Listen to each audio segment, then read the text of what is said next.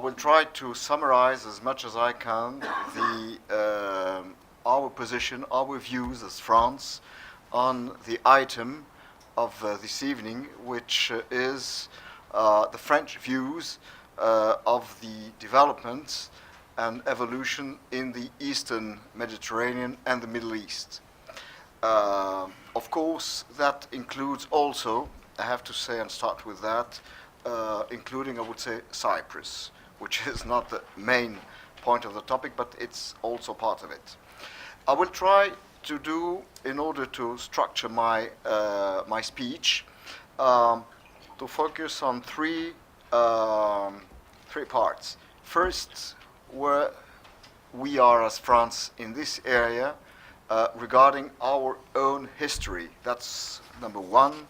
Second, what our priorities are. And third, what I'm going to do, I will mention various cases and situations, namely Syria, Lebanon. I will say a few words about the Lebanon situation, Israel, Palestine, and we can come also to a broader approach, which includes Turkey, Cyprus, maybe also the energy question. And of course, I'm open to any question, but I'm not here going to propose you to offer you a catalog of all the crises, all the challenges faced in this area of the world. So first, history. France is one of the players, one of the countries which historically has been present in this area for centuries. Even though we're not geographically part of it, we are a Mediterranean, also a Mediterranean country, but we're not in this part of the world. But politically, we are a player of this area. And this with other major countries, historically, the United Kingdom, Russia, Italy, more recently, historically speaking, the United States, and of course, the major countries of the area, the Middle East. The other point regarding history is that we are facing different situations, country by country. Each country is different from the others, but we are also facing a global, a common problematic, I would say. Let me give you an example I gave last year, but I want to repeat because I consider it very important just to show you the importance of this area for us. The speaker of the Ministry of the French Ministry of Foreign Affairs, which is asked every day by the international press, is asked for questions. The questions related to this part of the world represent more than 50% of the questions he receives. Third element regarding history, we have different histories, different specific relations historically with various actors, countries of the area. As you know, in the recent history, in modern history, France was present in the Middle East, the French Levant, in Lebanon and Syria. We have historical also relations with Egypt, and of course a specific tie, I would say, with Israel, where we have an important community of binationals. We can elaborate on that, but this is to say that on some places, because of history, we are more in a way neutral, meaning by that we're not, we don't share the same past, and in other places, in other countries, for instance, the countries I mentioned, we have specific links due to history. Fourth element regarding history, and this is important, I think, during my speech and when considering the challenges in this area, to make a clear differentiation between what is the news, what is the actuality, what is immediate, and what is the long run. And here, I think that it's also important not to avoid the TV news of this evening, but to consider the long run, the past, the future, where we want to go. And our analysis is also led by this idea that we are building for the long run. And fifth point regarding history, which is the conclusion historically, I would say, which leads us to the present, is that the repercussions, the consequences of what happens in this area internally in France. More and more in the global village we live in, what happens in the world has immediate consequences in every country. Regarding France, what happens here in this area, I mean the Middle East and Eastern Mediterranean, is of course of major importance.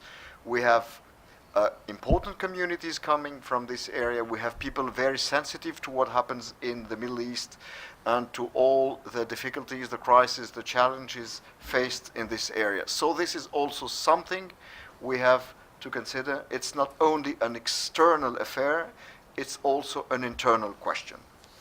Second part of my presentation will be, I would like to emphasize on our priorities.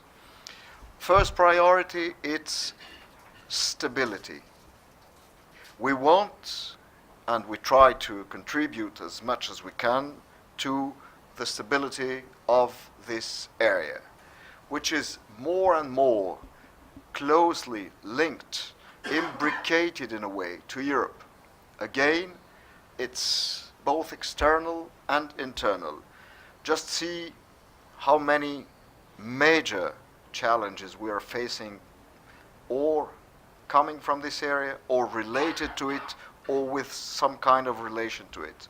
Migration, refugees, terrorism, human relations, cultural expansions, education for us. So a lot of perspective. I want to make it quite clear, I don't want my approach to be understood as, I would say, as dark or negative. It is a very turbulent area with a lot of crises, but it's also, we consider, and we know, we are convinced of that, an area with a lot of possibilities. One also has to consider Eastern Mediterranean as an area of difficulties, but probably also of answers and potentialities.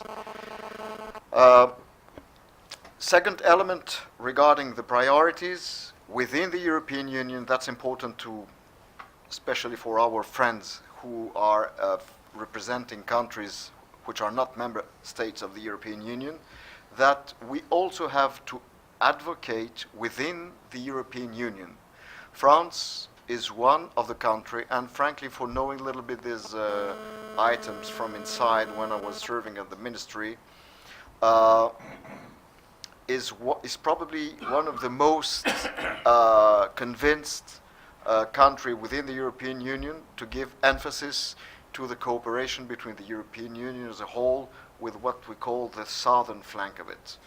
You have Eastern neighborhood, which is Russia, Belarus, Ukraine, the Caucasus, and the Mediterranean and the Middle East. So France is among the countries within the European Union which advocates a lot in order to give importance, emphasis, financing to this area. Third element regarding our priorities, and here I want to dissipate in a way something which is said, heard many times, which is not true. And believe me, our priorities in this area are first political and then economical. We also, of course, have economical interests as every country in the world, but our purpose here, on the top of the list, it's political security concerns which lead our approach. So to say that in this area we are, with our partners of the European Union, in a club, in a group of countries sharing the same approach, the same values, the same financial capacities or sharing the same financial capacity. But we, of course, due to this history I was reminding you, we have also a specific role to play and a margin of action with our partners, our interlocutors, and all the countries of the region. This is why our ministers, our authorities, our diplomats are traveling all over this area, constantly speaking to everybody. So I will come now to the different challenges, in some cases crises or problems we have to face, and tell you what our position or approach is. I start with Israel and Palestine as a bloc. Israel for us, I said that in my introduction, is a country with which we have friendly relations and we have a specific history. I'm not going to elaborate on that. The Israeli ambassador is in the room. I want to, I wouldn't say I speak under his control, but he knows what this history is. So Israel is clearly a historical friend of France, and we speak frankly to all our friends, and basically we speak frankly to all the countries in the world.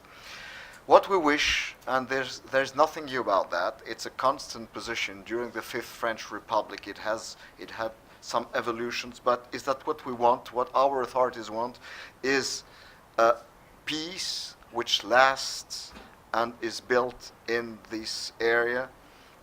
We have more or less, I would say, we stand the same position regarding that. We want, as you know, Israel and Palestine to live peacefully in full security, jointly, one to another, in this land, in this area. This is why we recently, and you follow that, and there's absolutely no secret about that, we did not approve, we were against the American position regarding the transferring of the embassy of the United States in Israel from Tel Aviv to Jerusalem. That was for us, and this is, legally speaking, unilateral decision of the United States of America, which is contrary to all the resolutions of the United Nations, and we consider it as something which does not favor the cause of peace and of a settlement. We are convinced that it does not help the cause, the purpose of security, including, of course, of Israel security itself and the Israeli citizens. So our,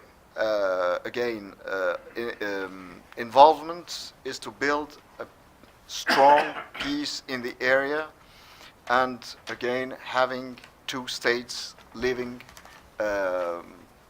peacefully in full security, having Jerusalem for capital, the two states, a divided, of course, capital.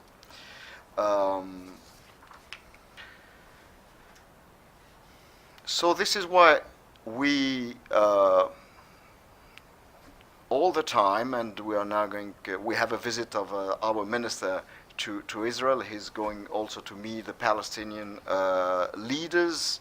My president is probably going also to visit the area in some months or weeks. We support any initiative which is balanced, reasonable, which favors the peace I was trying to describe, and this is why our authorities, my president, invited the Israeli authorities, the Israeli Prime Minister, to show some gesture or some initiative in order to help the Palestinian to get out from today's situation, which is more or less a deadlock. But what we believe is that, and for us that's evidence, is that apart from the role of the international community, including Europe, which, by the way, I have to remind that because when it comes to Europe, many times it's said that Europe has no external policy, it's not a major power. Europe is not a major power per se, but Europe is a major player, and we all have to keep in mind the fact that when it comes to financing, the most important donor to this area of the world, and I would say the most important donor in the world, it is Europe. So Europe has, we think, a say and a word can speak with every legitimacy. What we believe is that the peace process in Israel-Palestine will be handled, will be the result of the talks between the two sides, the two governments, the two societies, the two people. This, of course, is for Israel-Palestine. I have to say, probably will come back to that by the end of my speech, it's also the case in Cyprus. You cannot have an imported peace solution everywhere in the world. So it's not France, it's not the United States of America, it's not the international community, whatever country it is, which will import and impose any peace process to this area. It's a matter which firstly concern, and we're going here to support both of them, Israelis and Palestinians. Syria. I come to Syria, and here I want to make things very clear.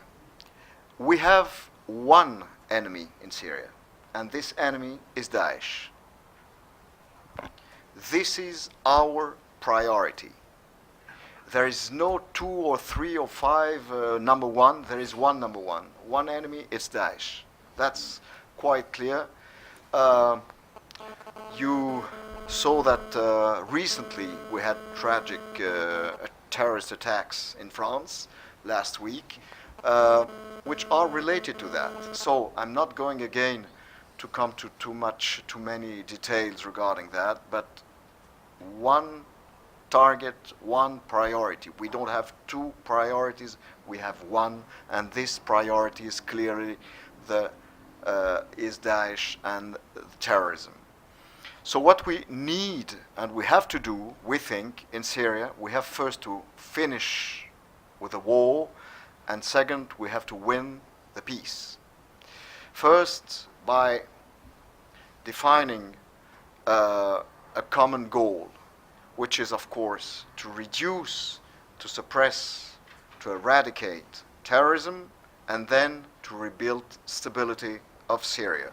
Of course, as you know, we have these so-called red lines regarding the use of chemical weapons, and also we insist a lot on allowing the humanitarian access to the zones and areas of conflicts. Here again, I want to add that, as in every crisis in the world, and in this case it's a tragic, bloody crisis, we have to avoid any kind of, what was the term, neoconservatism, which imports a solution from another country, from another place to an area. So we cannot impose any solution.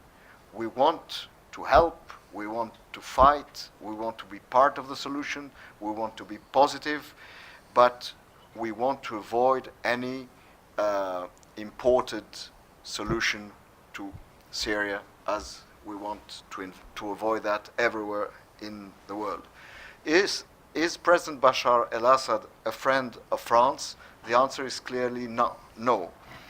Mr. al-Assad is probably, we think, the enemy of his own people, but the reality is very simple. The reality is that President Bashar al-Assad is now in power in Damascus, in Syria. So we cannot ignore this fact. It's not that we favor uh, this government and this regime, but we have to consider the reality in order to favor and to help a political transition. We want, I insist on these words, a political transition in Syria. We want steadily, gradually to get out of the war in order, the war against Daesh again, in order to have a political transition. We don't want for the future a status quo. We want changes, but we want a gradual approach leading to a political solution.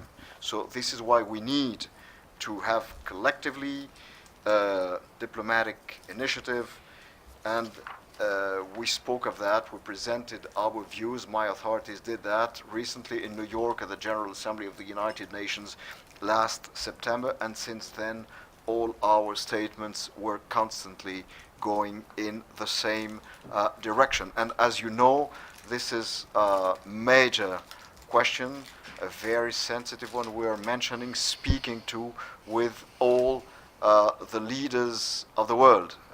My authorities, my president, my minister speak to Russia, to the United States, to Saudi Arabia, to Iran, to Israel. So we speak to Turkey, to all the major, to all the parties interested or concerned by this major crisis in the Middle East, Syria.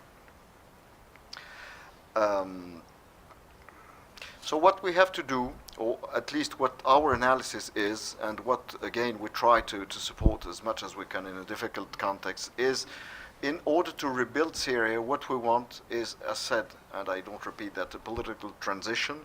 We want a lasting stability for this country.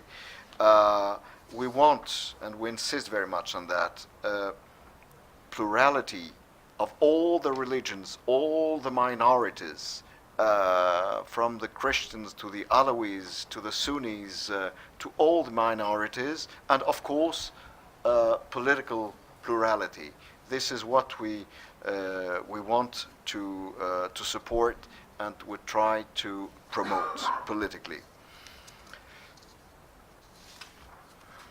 On the short term, we think, I want to insist here on the humanitarian dimension of this crisis. This is why we insisted so much on implementing the resolution 2401 of the Security Council of the United Nations. We think that in order to, we need first, as an international community, and this is what we said at the United Nations, to alleviate the situation of the civil populations. And again, this is part of our global approach, which favors a political solution under the auspices of the United Nations.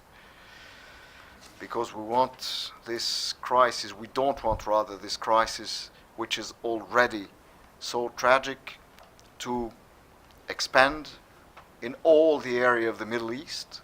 It's something we are very much worried about, and we don't want that to have extensions, and we really believe that it is in the interest of all the countries of the area. And something else is that we want to maintain, to preserve the international recognized borders of every country in this area, and not to start changing these borders.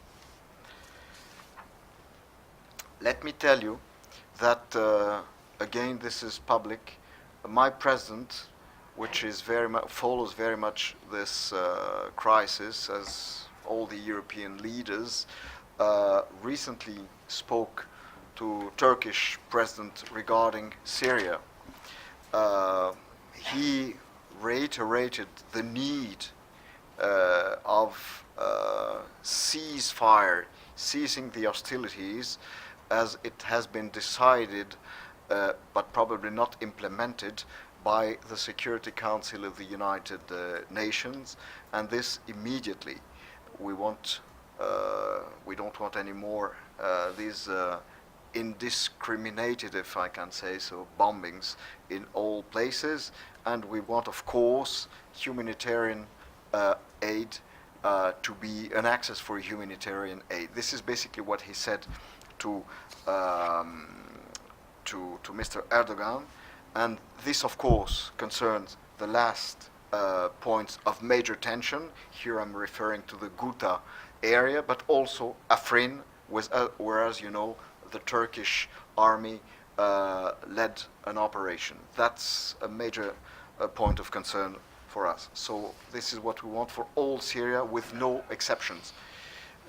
And of course, we think, and we said to our interlocutors, of part of the process of Astana process, and here I'm addressing to my Iranian colleague, also Russia and Turkey, that we consider these countries have a responsibility which, due to their influence, which can help in order to make these recommendations reality on the ground.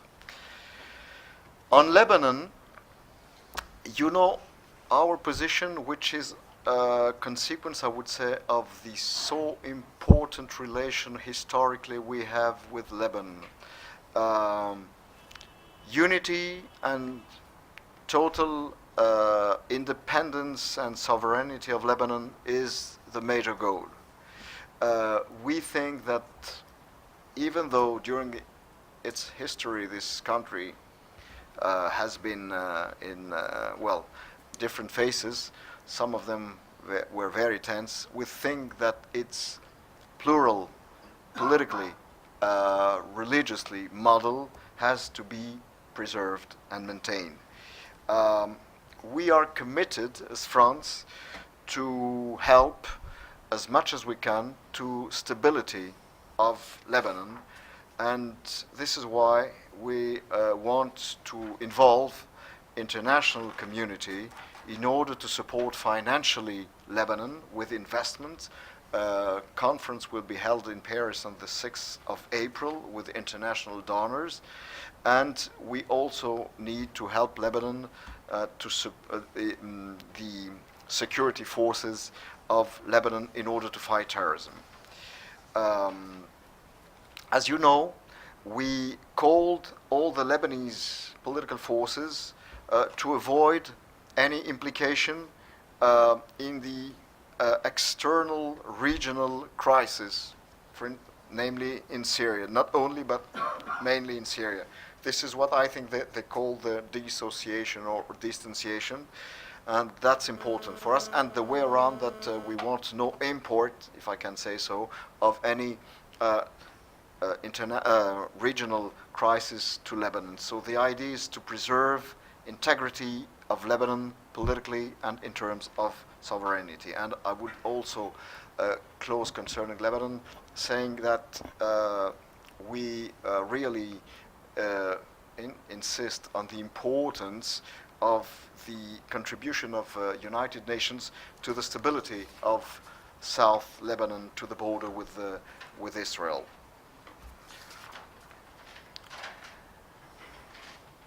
So, of course, we could have speak of many other items in this area.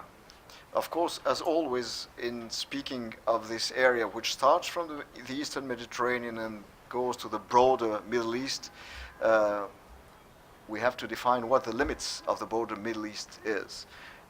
Does it include the Persian Gulf, the Arabic Peninsula, Iran, Turkey, Egypt? So I'm not going to speak on all the questions, but I wanted to say some words about these three major crises or challenges, places of challenges. Let me say, and we stay in the area. A few words about Turkey. Not about Turkey as it is often, even though I have no problem to discuss that, presented here in Cyprus for obvious reasons. We fully respect and understand, but more to focus on Turkey as a, let's say, a major player in the area, because of course Cyprus is a concern for Turkey, but Turkey also has a lot of concerns in the area and beyond the area, not only in this area. This is why, again, in reminding what I said last year regarding that, but there are new developments. I told you that Turkey, for instance, is a country which is developing an African policy. President Erdogan recently, a month ago, not even, had a tour of several African countries. He went to Algiers, he went to Mauritania, he went to Mali, and it's clear with businessmen, with diplomats, with ministers, with a lot of people, and it shows that Turkey has ambitions which are global or of an important range. For us, Turkey, something which is not going to change is that Turkey is our neighbor. It's your neighbor here immediately in Cyprus. It's an important country and player in the Eastern Mediterranean, and it's the neighbor of the European Union. We are facing with Turkey some common challenges, namely security and fight of terrorism. I have to remind that for us, for France, and I was mentioning this recent terrorist attack which occurred some days ago in southern France. It's not only the question of stability of this area, and to this regard Turkey has a role to play. It's not only something external and theoretical. I would say a major part of our security, internal security in France, is related to the area. If you consider all the terrorist attacks which happened during the last 4 years in France, most of them are linked to this area. And in this regard, we cannot ignore Turkey, which is a player and also a way where some people crossed in order to come to Europe. So that's very important to keep in mind when considering the French position towards this area. I was about to conclude my presentation with some words on Cyprus, but what I think, and here I'm asking you, President, is probably I should leave that for the questions. I'm not going here to deliver a speech on Cyprus. That would be immodest, I think, because you're all specialists. Some of you are Cypriots, so I prefer to leave that for the questions. And again, I thank you very much for your attention.